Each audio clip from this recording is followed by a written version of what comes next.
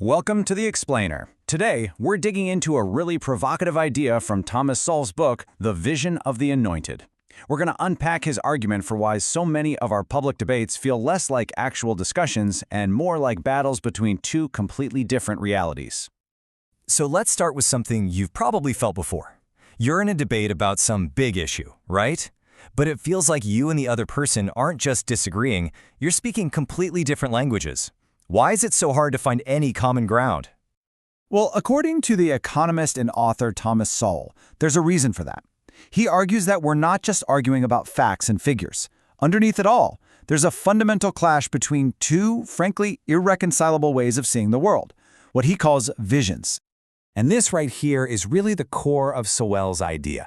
The conclusions we reach on huge issues are often already shaped by the assumptions that are just baked into our worldview.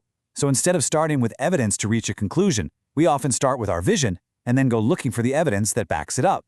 Now, in his book, Sowell doesn't just talk about these visions in some abstract way. He gets really specific. He identifies, names, and analyzes one particular worldview that he says has become dominant, especially among intellectual and political elites, and he calls it the vision of the anointed. So, what exactly is this vision? Well, Sowell defines it as this belief that all of society's really complex problems can be solved by a select, enlightened group, the Anointed. This group believes it has the superior wisdom and virtue to design solutions and basically impose them from the top down. And he breaks this worldview down into a few key traits. It's a mindset that tends to assume its own moral and intellectual high ground. It's always on the hunt for these big, comprehensive solutions to problems, instead of accepting that most of life is about messy, incremental trade-offs. And a really crucial part of this vision is the belief that good intentions are what truly matter, which often leads people to overlook or just dismiss any negative, real-world consequences.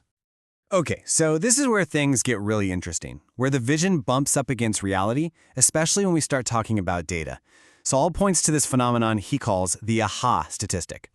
He brings up this example from a widely reported study. It showed two things. One, that black pregnant women got less prenatal care than white pregnant women, and two, that infant mortality was higher among black mothers. Well, for the media and many commentators, this was an immediate aha moment. The conclusion seemed obvious. The lack of prenatal care caused the higher mortality, and the solution seemed just as obvious: more government spending on prenatal care. But, and this is a huge but, here's what Sowell points out. The very same report contained other data that kind of throws a wrench in that whole aha conclusion. It showed that Mexican-American mothers received even less prenatal care than black mothers, yet their infant mortality rate was just as low as that of white mothers.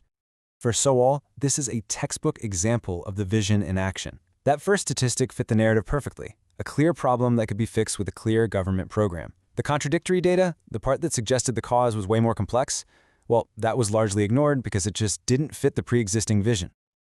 Right, so this preference for these neat, tidy narratives leads us right into another huge theme in Sowell's analysis, this constant search for perfect solutions instead of just weighing necessary trade-offs. Sowell uses this incredibly powerful real-world example. After a tragic airplane crash, a solution was proposed, a law that would require every single baby to have their own ticket and their own safety seat.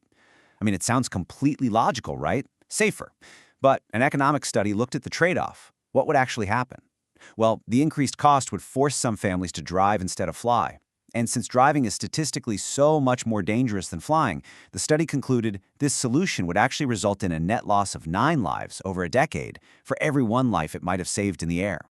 And that, right there, just perfectly illustrates Sowell's core distinction. The vision of the anointed, he would say, seeks that simple, perfect-sounding solution, let's make air travel safer, without really weighing the real-world consequences. The opposing view accepts that, well, life isn't about finding perfect solutions, it's about managing a series of really difficult trade-offs. So when you put it all together, what Sowell's really offering us here is a framework for analysis. He's encouraging us to look past the surface of any debate and ask some deeper questions. What's the underlying vision at play here? What assumptions are being made? And is the goal a perfect solution, or is it about finding the best possible trade-off in what is, let's face it, an imperfect world? And that leaves us with a final thought to chew on. The next time you're watching a debate or reading an article where the two sides seem to be just talking past each other, Ask yourself, are they really just disagreeing on the facts? Or could it be that they're operating from two completely different visions of how the world works? It's a pretty powerful lens to look through when you're trying to make sense of our often confusing public discourse.